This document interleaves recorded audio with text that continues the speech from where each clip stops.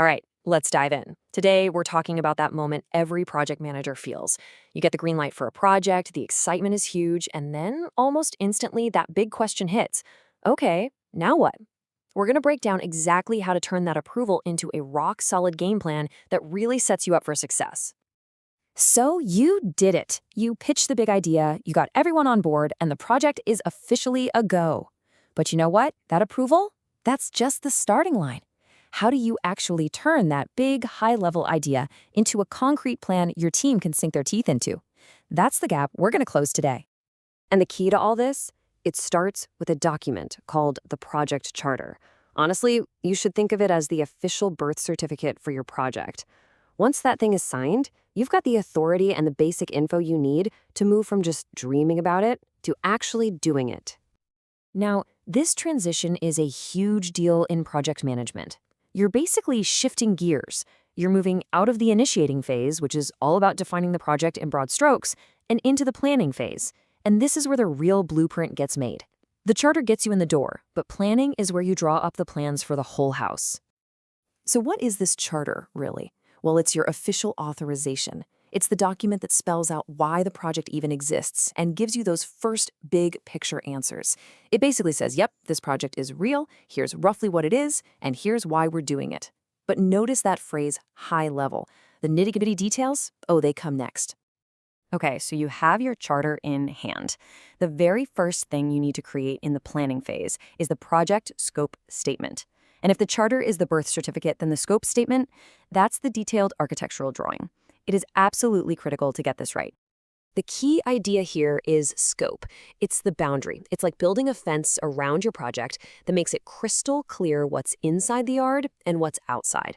And this is so important because it doesn't just define what you will do, it also clearly states what you will not be doing. That can save you so many headaches later on. And this is where that high-level charter starts to get some real meat on its bones. The scope statement adds these crucial layers of detail. You'll define your constraints, limiting factors like budget or time. You'll list your assumptions, and you'll set the exact criteria that tell everyone, okay, we're officially done and we've succeeded. And speaking of constraints, this is the perfect way to visualize them. This is the classic iron triangle of project management. You've got scope, time, and cost.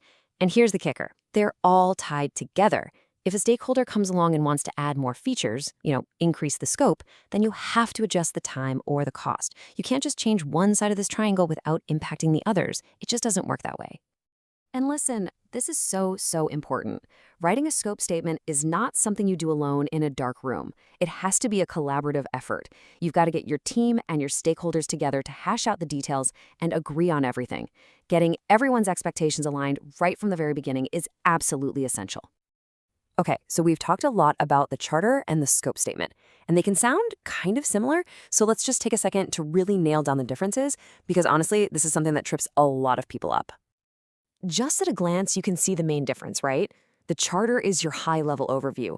It's from the initiation phase, and its whole job is to authorize the project. The scope statement, on the other hand, is super detailed and specific. It's from the planning phase, and its job is to define the boundaries. One starts the engine, the other gives you the exact GPS coordinates for the destination. And this table breaks it down even better. Check out the goal row. A charter's goal is simple. Authorize. Give the green light. The scope statement's goal? Define the actual boundaries and deliverables. But my favorite is the focus row. A charter is all about the big why and a general what, but the scope statement gets right into the how, and a very, very specific what. Let's put it as simply as possible. The charter? That's the document you show the executives to get their approval and the budget. The scope statement, that's the document you hand to your team so they know exactly what they need to build day in and day out. One is for getting the yes, the other is for getting the work done. Awesome, so now you have a crystal clear scope statement. Everybody's on the same page about what needs to be built. But how do you actually build it? The very next step is to take that scope and smash it down into a concrete, actionable plan. And the tool for that is something called a work breakdown structure, or WBS for short. It's pretty much what it sounds like. You take the entire scope of the project and you break it down layer by layer into smaller and smaller pieces until you've got tasks that are actually manageable. That analogy of a detailed checklist is just perfect. And take a look at this. It's a great example. You've got the main project at the top, banquet. From there, it breaks down into the big deliverables, like dinner, room, and guests. Then each of those breaks down even further into the actual tasks, like creating a menu, making a shopping list, booking the room, and tracking RSVPs. See how it flows from one big idea down to small, doable steps? That's a WBS. So, how do you actually make one of these? Well, it's pretty logical. First, you pull all those deliverables you defined in your scope statement. See how it all connects? Then, for every single one of those deliverables, you just keep asking, okay, what actual tasks have to happen to get this done? And finally, you put all those tasks in the right order. I mean, you have to book the room before you can set up the tables, right? Now, I know we've covered a couple of key documents here, and it might seem like a lot of paperwork before you even start. But I'm telling you, this initial planning is not just about checking boxes. It is, without a doubt, the absolute foundation for the success of your entire project. Think about all the classic things that kill projects. A great scope statement and WBS are your best defense against all of them. Scope creep, that dreaded thing where new features just keep getting added, a clear scope statement is your shield. It stops misaligned expectations, it helps prevent budget overruns and missed deadlines. And maybe most importantly, it gives you the baseline to measure against so you actually know what success looks like. So, if you only remember one thing from all this, let it be this. These two documents are a perfect team. The scope statement gives you that clear, agreed-upon definition of what you're going to build. And the work breakdown structure gives you the detailed, actionable plan for how you're going to build it. What and how.